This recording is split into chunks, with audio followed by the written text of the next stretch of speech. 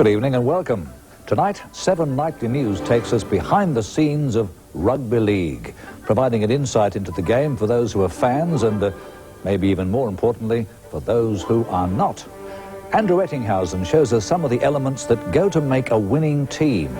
We meet not only the players, the coaches, the doctors and the referees, but also some unexpected members of the support groups whose contribution is vital. There's the mother who knows when her boy needs a hug, the surrogate mum who knows when hers needs a dressing down, the pretty wives who are not above having a giggle at their husband's expense, and the long-term supporter who wears his singlet just like a battle dress. Unfortunately, we do not meet the coach who, in the opinion of his peers, could not train a choco vine over the back fence. But we do learn the facts behind one of the best-known promotional campaigns in advertising history. Let's join Andrew Ettinghausen and his peers in a league of their own.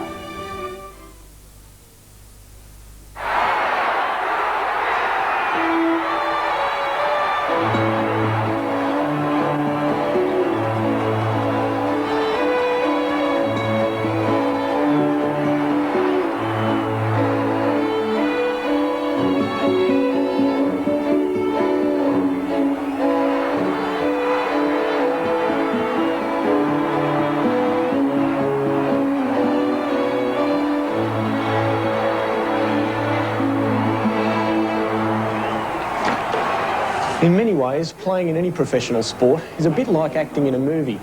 While the players take centre stage, people like coaches and referees take on supporting roles, and everybody else, like agents, trainers and advertising men, make up the crew.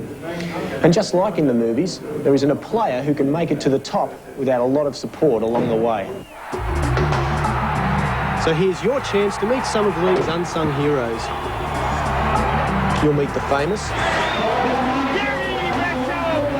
and the shy, retiring types. Oh, you're going up the field! Follow a team doctor through the misadventures of a day's football. Find out what referees do in their spare time.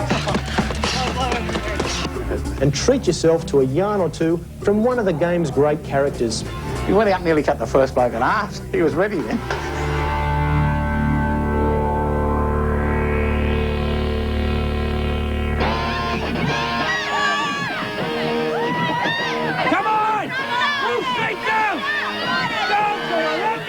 Every football team has its core of loyal supporters, but you get the impression that this man could do the job all by himself. Let's go, boys! Come on! For more than 30 years, Laurie Nichols has been the heart and soul of the Balmain Rugby League Club, and Balmain considers itself lucky to have him. He's also a very pleasant bloke, but it pays to listen to the warnings. If you want to talk to Laurie, don't do it while the Tigers are playing. I'm just saying that I just love sport, that's all. I respect all people who are in sport. Yeah, which is big and... Well, you can see Laurie's about as easy to pin down as a mudslide. Let's leave him alone for a minute or two to enjoy the match.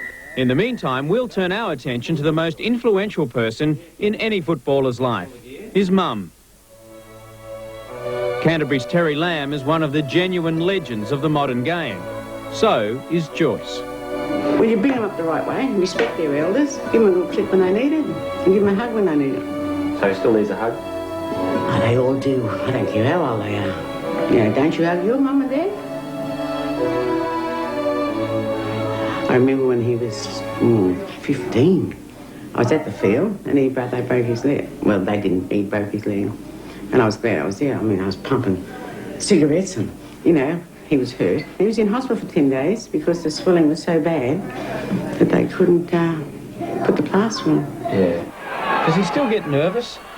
Yeah, he's nervous. He's like a lot of people. I mean, I'm sorry to say this, but he goes to the toilet a lot, like everybody gets nervous. Does he? All the kids do that.